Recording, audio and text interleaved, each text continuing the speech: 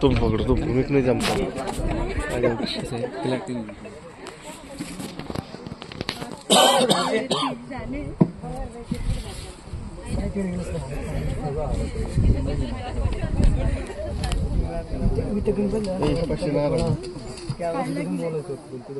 आदरणीय व्यासपीठ, सन्माननीय सर्व शिक्षक वर्ग, सर्वप्रथम माझा सर्व शिक्षक वर्गांना श्री साष्टांग नमस्कार।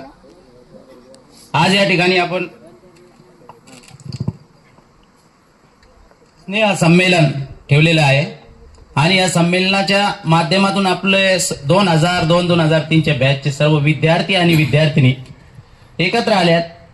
खूप दिवस झाले, 20, 22, 23 वर्ष झालेले आहे आणि एवढ्या दिवसानंतर एकत्र येणं आणि एकमेकांना भेटणं खूप चांगली गोष्ट आहे आणि पूर्वीचे सगळे चेहरे आज अचानक मध्ये भेटले तर खूप छान वाटतं आणि आनंद वाटतं। 2003ला आपण 10वीला असताना एक आपल्याला प्रार्थना होती, आठवते का मुलांना? नाही आठवत ना? सर्वात्मका शिवसुंदरा स्वीकार या अभिवादना, तिमिरातुनी तेजाकडे प्रभू वामजने जीवना। आणि ही प्रार्थना खऱ्या अर्थाने साकार होताना दिसते। या ठिकाणी मी शेख वाजेद, राहणार सुराळा आणि माझा व्यवसाय आहे शेती करत असताना मी खूप वेळेस असा विचार केला का बाकीचे मुलं काय करत असतील। बऱ्याचशा मुलांसोबत माझे फोनवरून बोलणं झालेलं आहे, काही ग्रुपवर भेटले, काही फोनवर बोलणं झालं, काही असं अचानक मध्ये भेटलेले। खूप छान वाटतं आणि आज सर्व एकत्र येऊन खूप चांगलं वाटतं। शिक्षक वर्गांचं सांगायचं झालं तर गुरुवर्य हे माणसाचं जीवन खऱ्या अर्थाने घडवत असतात। आता मी एक शेतकरी म्हणून मला बोलायचं काहीच म्हणजे असं माहिती नाही आणि शाळेत असताना वक्तृत्व म्हणजे मला भीती होती। एक वक्तृत्वामध्ये मी एकटा असताना मनामध्ये विचार करायचो का असं स्टेजवर बोलता आलं पाहिजे आपल्याला। मी कधीच बोललेलो नाही। वर्गामध्ये असताना मी स्टेजवर येऊन बोलायची माझी हिंमत नव्हती। थोडंफार शिक्षण म्हणजे 12वी पर्यंत माझं शिक्षण झालं, 10वी पर्यंत धोत्रे या गावात झालं, 11वी आणि 12वी विनायकराव पाटील महाविद्यालयात झालं।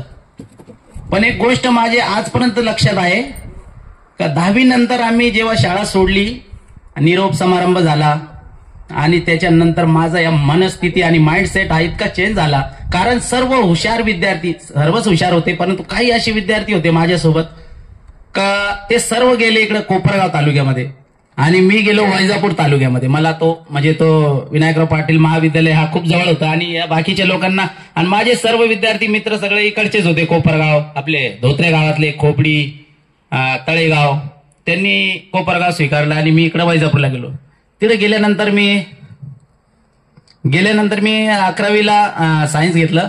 सायन्स घेतल्यानंतर मी एकटाच, कारण बाकीचे तिकडचे विद्यार्थी माझ्या काही ओळखीचे नव्हते, तर मला खूप हरासमेंट व्हायची, काय करावं कसं करावं पुढील शिक्षणाला।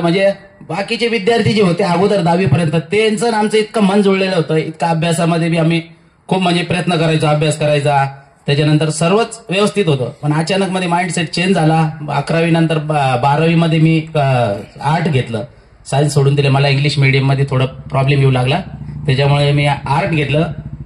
आर्ट घेतल्यानंतर परत तेच पुढील शिक्षण कसं करायचं, काय करायचं, गायडन्स करणारं घरी बी कोणी नव्हतं। माझे वडील म्हातारे होते, 15 एकर शेती आम्हाला आणि म्हातारे होते आणि घरामध्ये मी कॉलेजला जायचो तर असं वाटायचं वडील इतके म्हातारे काम करतात शेतीमध्ये, म्हणून मी शिक्षण वगैरे पुढचं केलेलं नाही। 12वी पर्यंत शिकलो मी, परंतु शेतीमध्ये बी चांगलं आहे मला, काही असं नाही। 2 मुलं आणि 1 मुलगी आहे